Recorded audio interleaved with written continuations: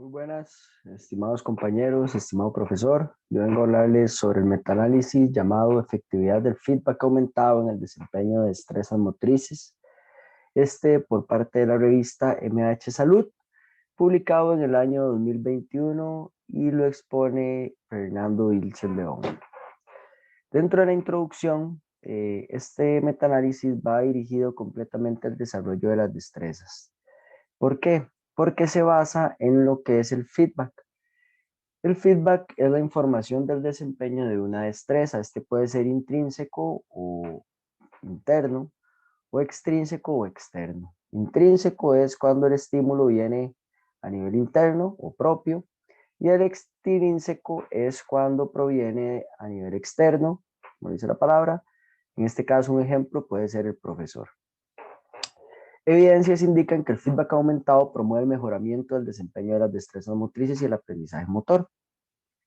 La efectividad del feedback puede estar influenciado por las características de los sujetos, la destreza, el protocolo de la práctica y las diversas modalidades de feedback. Dentro de estas modalidades podemos encontrar el contenido de la información, el momento, la frecuencia, el sentido y el biofeedback. Este metaanálisis se centró en la atención en la modalidad de contenido de la información. Este se divide en dos categorías: KP, que significa conocimiento de la ejecución, que en este caso es cuando se hace la corrección en el momento, o KR, que es el conocimiento de resultados, que es cuando se da la retroalimentación una vez finalizada la ejecución y se da por medio de resultados. El objetivo del presente estudio fue determinar la efectividad del feedback intrínseco y aumentado en la adquisición y la retención de destrezas motrices, utilizando la técnica metaanalítica y analizando posibles variables moderadoras, entre estas la edad, habilidades de la persona participante, la clasificación de las destrezas, la cantidad total de intento y el tipo de feedback aumentado, como lo mencionamos antes, KP y KR. Este estudio, como tal, es relevante debido a la importancia que tiene el feedback en la formación de los jóvenes atletas y en la mejora de las diferentes destrezas que presentan los deportes. ¿En qué plano lo decimos? Bueno, esto significa que nosotros como entrenadores tenemos el gran reto de aplicar el feedback de una manera responsable y de la mejor forma. De modo que la importancia de este estudio es transmitir información relevante que pueda ser utilizada para sustentar las estrategias de entrenamiento que vamos a seguir nosotros como futuros profesionales. El presente metaanálisis se realizó siguiendo los lineamientos generales para el reporte de revisiones sistemáticas y metaanálisis PRISPA. Dentro de las bases de datos consultadas pudimos encontrar Academic Search Premier, Education Research Complete, ERIC en siglas, Fuente Académica, Sport Discus, y también se revisaron las listas de referencias de los estudios incluidos. Se consideraron estudios publicados hasta marzo del 2019. Dentro de los criterios de inclusión utilizados para escoger, se buscaron estudios con diseño experimental, donde se realizó una intervención de práctica física con algún tipo de feedback y se evaluó el desempeño de al menos una destreza motriz. Esto en personas saludables y de todas las edades. De esto se extrajo la siguiente información. Por un lado, características del estudio, características de participantes, por otro lado, las características de la práctica, además de las características de la destreza, el feedback y dentro del feedback, el contenido de ese feedback. Ok, la calidad de los estudios incluidos se evaluó por medio de una adaptación de la escala TestX. De 15 ítems que pertenecen a la escala, se seleccionaron 10 debido a la estructura de los estudios en el área. Se evaluó con 1 punto si cumplió con el criterio y 0 puntos si no lo cumplió. A mayor puntaje, mayor calidad. Cabe destacar que se examinó la relación de la calidad del estudio y el tamaño del efecto para determinar si se mantiene o elimina por baja calidad. Esto se evaluó la heterogeneidad de los estudios incluidos por medio de la prueba de Coe-Coran. La inconsistencia fue evaluada por medio de la prueba estadística I2. Para evaluar el sesgo, se analizó la simetría de los resultados por medio del gráfico de embudo y la prueba de Eager. se codificó información para diferentes subgrupos para así identificar la influencia de posibles variables moderadoras. Se realizaron análisis exploratorios por medio de la técnica de metaregresión para las variables continuas y análisis de subgrupos para las variables categóricas con el programa OpenMII. El nivel de insignificancia establecido fue de 0.05. Dentro de las cosas más importantes es que se incluyeron 20 estudios publicados entre 1992 y 2019, los cuales representan 949 participantes con edades entre los 8 y los 82 años de edad. A la derecha podemos ver un cuadro, un dibujo más bien, que nos especifica este proceso. Aquí podemos ver dentro de los resultados, ¿verdad? Ya vamos secándonos un poco más, la calidad de los estudios. Dentro de esta calidad se escogió el puntaje promedio de la calidad de los estudios con la aplicación de la escala TESTEX modificada, que fue de 6.31 a 1.19. Además, no se encontró relación entre la calidad del estudio y el tamaño de efecto. Por lo tanto, ningún estudio se excluyó por baja calidad. Dentro del análisis de sesgo, se observa un comportamiento asimétrico en la esquina posterior izquierda en los gráficos de embudo, lo que indica la presencia de sesgo, lo cual fue confirmado por medio de la regresión de Eager, tanto para la fase de adquisición como para la retención. El sesgo encontrado pudo deberse a trabajos no publicados, la falta de acceso a estudios publicados en diferentes idiomas, entre otras razones. Las variables moderadoras analizadas incluyeron edad y habilidad de los sujetos participantes, características de la destreza, cantidad total de intentos realizados durante la práctica y el tipo de feedback, dentro de los que encontramos el contenido de la información, ya sea KR o KP. Las variables de edad y cantidad total de intentos se analizaron por medio de metaregresiones por ser variables de medición continua, mientras que las demás variables se analizaron por medio de comparaciones de subgrupos por ser variables de tipo categórico. Dentro de los resultados, ya puntualmente, el tamaño de efecto global indica que al realizar práctica física con algún tipo de feedback extrínseco se mejora el desempeño entre la medición de pretest y de adquisición, presentando un tamaño de efecto de 0.87.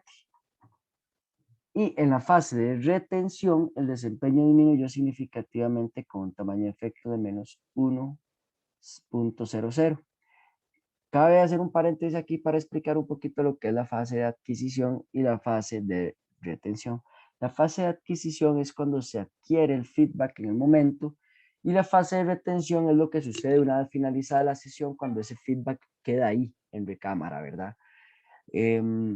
Además, se encontró la presencia de 3 tamaños de efecto identificados como datos extremos en la fase de retención, por lo que se estimó el tamaño de efecto sin estos valores. De igual manera, se encontró una disminución del desempeño en la fase de retención. Se obtuvo un tamaño de efecto global entre la medición pretest y retención, el cual indica el cambio en el desempeño luego de realizar práctica física con feedback aumentado y un periodo sin práctica. Se encontró una mejora significativa del desempeño con un tamaño de efecto de 0.607. Dentro de las 5 variables moderadoras, vamos a hablar primero de la edad de los participantes. La edad no predice de manera significativa el cambio en el desempeño en la fase de adquisición ni en la retención. La totalidad de participantes recibió el beneficio del feedback en la fase de adquisición e indistintamente de la edad presentaron una disminución del desempeño en la fase de retención. La otra variable moderadora, la habilidad de participantes en la fase de adquisición, las personas novatas en la destreza mejoraron significativamente el desempeño con un tamaño de efecto de 0.75.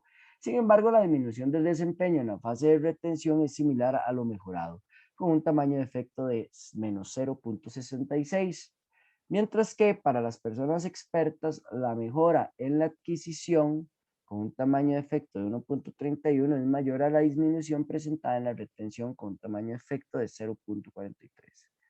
La clasificación de la destreza, al clasificar la destreza discreta, continua o en serie, los 3 tipos presentan una mejora significativa en la fase de adquisición con tamaños de efecto de 0.78, 0.87 y 1.4 respectivamente en ese orden. Sin embargo, en la prueba de retención se encontró una disminución significativa en el desempeño de las destrezas discretas, con un tamaño de efecto de menos 0.48, no así en las continuas con un tamaño de efecto de menos 0.70. ni enlace en serie con un tamaño de efecto de menos 0.39. Dentro de la otra variable moderadora tenemos la cantidad total de intentos. La cantidad total de intentos predice significativamente el cambio del desempeño en la fase de adquisición o así en la fase de retención. Cuantos más intentos durante la práctica se realicen, la mejora en el desempeño durante la adquisición es mayor, siempre que se reciba algún tipo de feedback extrínseco en la práctica. Y por último, dentro de las variables moderadoras tenemos el tipo de feedback, dentro de lo que hemos hablado, KR y KP. En la fase de adquisición, brindar feedback con información de conocimiento de resultados con un tamaño de efecto de 0.73 y conocimiento de ejecución con un tamaño de efecto de 1.70. Además, utilizar ambos tipos con un tamaño de efecto de 1.15 favorece el desempeño significativamente. O sea, de todas las formas, se favorece el desempeño. En la fase de retención se disminuye significativamente el desempeño al recibir conocimiento de resultados con un tamaño de efecto de menos 0.90, pero el desempeño no cambia al recibir conocimiento de ejecución con un tamaño de efecto de 0.28. Solo se codificó un tamaño de efecto individual para ambos tipos de feedback, por lo que no es representativo. El beneficio del feedback aumentado en la fase de adquisición se obtiene en todas las edades analizadas, en hombres y mujeres, en personas novatas y expertas, al practicar destrezas discretas, en serio continuas y al recibir KP o KR. No obstante, utilizar conocimiento de ejecución presenta un mayor efecto. Lo esperado es que el desempeño disminuya en la fase de retención en todos los casos, como lo mencionamos antes, excepto en las personas expertas que al recibir conocimiento de ejecución durante la práctica, se presenta una tendencia a mantener desempeño en destrezas continuas y en serie. Sin embargo, los resultados están fundamentados con base en pocos datos. Conclusiones. Realizar práctica física con presencia de feedback aumentado mejora el desempeño en la fase de adquisición. No obstante, no sucede lo mismo en la fase de retención, en donde se presentó una disminución en el desempeño de manera general. El exceso de esta información adicional puede generar una dependencia durante la adquisición, la cual disminuye el esfuerzo cognitivo al procesar información proveniente del feedback intrínseco. Aquí la importancia de que hagamos el uso o un uso responsable y sano, sustentado en bases científicas, sobre la forma en la que vamos a utilizar el feedback con nuestros deportistas, porque ya vimos que un abuso del feedback puede llevar a una dependencia y esta dependencia no la queremos en nuestros deportistas. Además, resultados del presente estudio indican que ambos tipos de retroalimentación funcionan, no obstante, el beneficio del conocimiento de la ejecución fue mayor en la fase de adquisición. En la fase de retención indica que el desempeño para las personas que recibieron conocimiento de resultados disminuyó y para las que recibieron conocimiento de ejecución no hubo cambio en el desempeño, por lo que este se sostuvo en el tiempo. Muchísimas gracias por su atención, compañeros y estimado profesor.